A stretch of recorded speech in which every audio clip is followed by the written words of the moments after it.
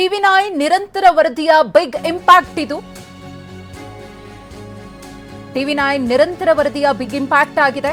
ಕೊನೆಗೂ ಮುನಮುಟಗಿ ಗ್ರಾಮಕ್ಕೆ ನೀರು ಬಂದಿದೆ. ಯಾದಗಿರಿ ಜಿಲ್ಲೆಯ ವಡಗೇರ ತಾಲೂಕಿನ ಮುನಮುಟಗಿ ಗ್ರಾಮ ನೀರಿಲ್ಲದೆ ಜನ ಸಂಕಷ್ಟಕ್ಕೆ ಈಡಾಗಿದ್ರು. ಕುಡಿಯೋದಕ್ಕೂ ಕೂಡ ನೀರು ಇರಲಿಲ್ಲ.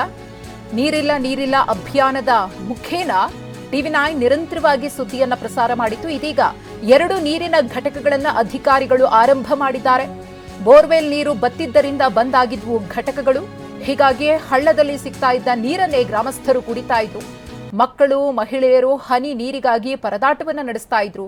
ನೀರಿನ ಸಂಕಷ್ಟದ ಬಗ್ಗೆ ನಿರಂತರವಾಗಿ ಟಿವಿ9 ವರದಿಯನ್ನ ಪ್ರಸಾರ ಮಾಡಿತ್ತು. ಅಧಿಕಾರಿಗಳನ್ನ ಎಚ್ಚೆತ್ತುಕೊಳ್ಳುವಂತೆ ವರದಿಯನ್ನ ಪ್ರಸಾರ ಮಾಡಿದ ಬೆನ್ನಲ್ಲೇ ಇದೀಗ ಅಧಿಕಾರಿಗಳೂ ಕೂಡ ಗ್ರಾಮಕ್ಕೆ ಬಂದು ಜನರಿಗೆ ನೀರನ್ನು ಒದಗಿಸಿಕೊಡುವಂತಹ ಕೆಲಸವನ್ನ ಮಾಡಿದ್ದಾರೆ. 2 ನೀರಿನ ಘಟಕವನ್ನ ಸ್ಥಾಪನೆ ಮಾಡುವ ಮೂಲಕ ಟಿವಿ9ಗೆ ಧನ್ಯವಾದವನ್ನ ಗ್ರಾಮಸ್ಥರು ತಿಳಿಸಿದ್ದಾರೆ.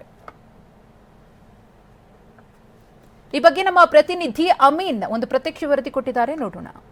ಯಾದಗಿರಿ ಜಿಲ್ಲೆ ವಡಗೇರೆ ತಾಲೂಕಿನ ಮುನಮುಟಗಿ ಗ್ರಾಮದಲ್ಲಿ ಕುಡಿಯೋ ನೀರಿನ ಸಮಸ್ಯೆ ಸಾಕಷ್ಟಿತ್ತು.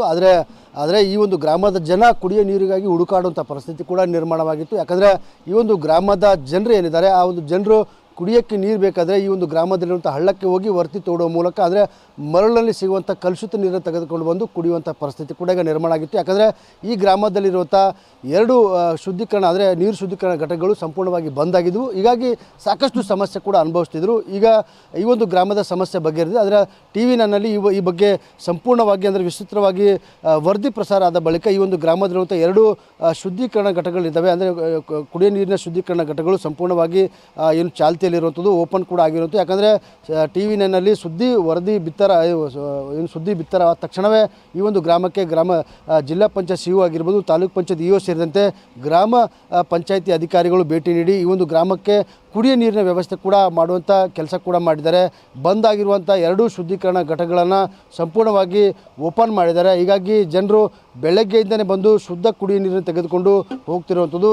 ಈ ಒಂದು ಕಳೆದ 8 ದಿನಗಳ ಹಿಂದೆ ಅಷ್ಟೇ ಈ ಒಂದು ಗ್ರಾಮದ ಜನರು ಕಲುಷಿತ ನೀರು ಸೇವಿಸುವಂಥ ಪರಿಸ್ಥಿತಿ ಕೂಡ ನಿರ್ಮಾಣ ಆಗಿತ್ತು. ಆದರೆ ಕಲುಷಿತ ನೀರು ಸಹಿತ ಹಳ್ಳದಲ್ಲಿ ವರ್ತಿ ತೋಡೋ ಮೂಲಕ ನೀರು ತರುವಂಥ ಪರಿಸ್ಥಿತಿ ನಿರ್ಮಾಣ ಆಗಿತ್ತು. ಮನೆಯಲ್ಲಿರುವಂಥ ಯಜಮಾನರಾಗಿರ್ಬೋದು, ಜೊತೆಗೆ ಮಕ್ಕಳು ಮತ್ತು ಮಹಿಳೆಯರು ಸಹಿತ ಬೆಳಗ್ಗೆಯಿಂದ ಮಧ್ಯಾಹ್ನವರೆಗೂ ಸಹಿತ ಕುಡಿಯೋ ನೀರನ್ನು ಹುಡುಕುವಂಥ ಪರಿಸ್ಥಿತಿ ಈಗ ನಿರ್ಮಾಣ ಆಗಿತ್ತು. ಆದರೆ ಈಗ ಕೊನೆಗೆ ಈ ಒಂದು ಗ್ರಾಮದ ಜನರಿಗೆ ಏನು ಕುಡಿಯೋ ನೀರಿನ ಸಮಸ್ಯೆ ಇತ್ತು, ಒಂದು ಸಮಸ್ಯೆಗೆ ಅಧಿಕಾರಿಗಳು ಸ್ಪಂದಿಸಿದ್ದಾರೆ.